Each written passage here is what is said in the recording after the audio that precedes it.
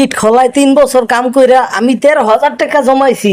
চাচারে হেনার লগে বিয়া দেওয়ার কথা, আমি এখনই গিয়া চাচারে কইতাছি হেনারে আমার লগে বিয়া দেওয়ার লাইগা। আমি তো বুঝতেই পারছি আপনারা কিচ্ছু বুঝেন নাই, সামনে আরো কিচ্ছু বুঝতে পারবেন না যদি আপনারা আমার চ্যানেলটা সাবস্ক্রাইব না করুন।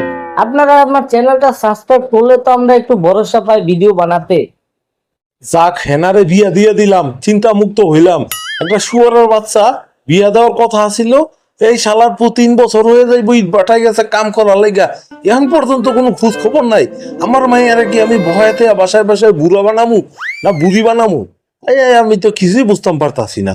যাক, হেনারে বিয়া দিয়া দিলাম, এই শালা এখন গুয়া মারা খাক।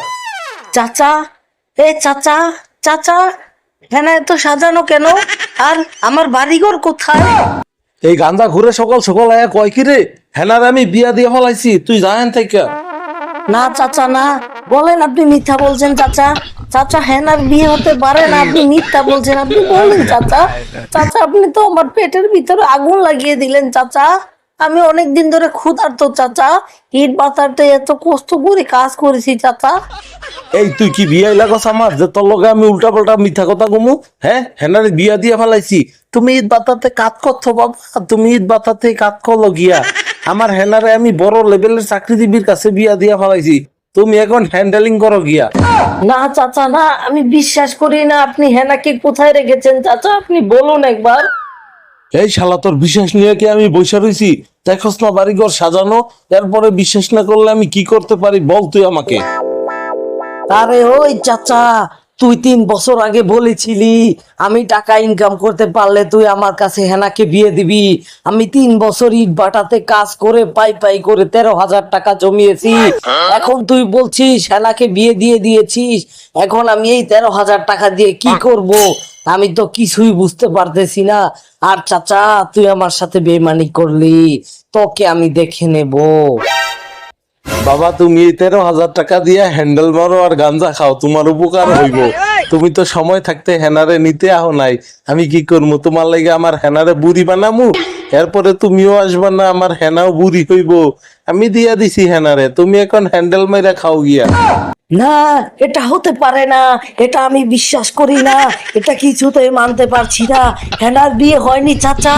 আপনি বলুন চাচা, আপনি মিথ্যা বলছেন চাচা। এগুলো আপনি সব বানিয়ে বলছেন চাচা। আপনার কোনো কথায় আমার বিশ্বাস হচ্ছে না চাচা। আমার হেনা কোথায় চাচা? বাতিজা, তোমারে আমি আগেই কইছি, এখনো কইতাছি, তুমি গিয়া বাসায় বৈশা বৈশা মুড়ি খাও, আমার হেনারে দিয়া তোমার আর কোনো কাম নাই। তোমার বিশ্বাস হোক আর না হোক, এটা দিয়ে আমার কিছুই যায় আসে না।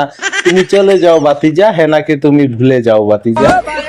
এটা হতে পারে না। প্রেমের সমাধি ভেঙে মনের শিকল ছিঁড়ে পাখি যায় উড়ে যায়, পাখি যায় উড়ে যায়। না, এই পুয়া তো নির্ঘাত গাঞ্জা খেয়েছে। ওই এলাকার লোকজন কই আসো, এই শালার পুত্রে আমার বাড়ি থেকে লইয়া যাও। এই শালায় গাঞ্জা খেয়ে কি সব উল্টা পাল্টা করতেছে, আমার তো মন মেজাজ খারাপ কইরা ফালাইলো এই পুলায়। আরে ওই চাচা, আপনি শুনে রাখেন চাচা, আপনার প্রতি আমার খুব আক্ষেপ। সবকিছু আমি ঢেলে দিব চাচা। পরের জন্মে আমি চাচা আপনাকে পাগলা কুত্তার মতো লেলিয়ে লেলিয়ে দৌড়াবো আর আপনাকে কামড়াবো। এটা আমি আমার মন থেকে বলছি চাচা। তুমি পরের জন্য পাগলা কুত্তা হয়ে আমারে কামড়াইবা, আমিও তোমার লেগে এত বড় একটা ডান্ডা এখন থেকেই রেডি করে রাখতাছি। পরের জন্ম ওই ডান্ডা দিয়া তোমারে ঠান্ডা বানাবো আমি, চিন্তা করো না বাতিজা। তুমি আহো, আমি তোমার লেগে অপেক্ষা করতেছি।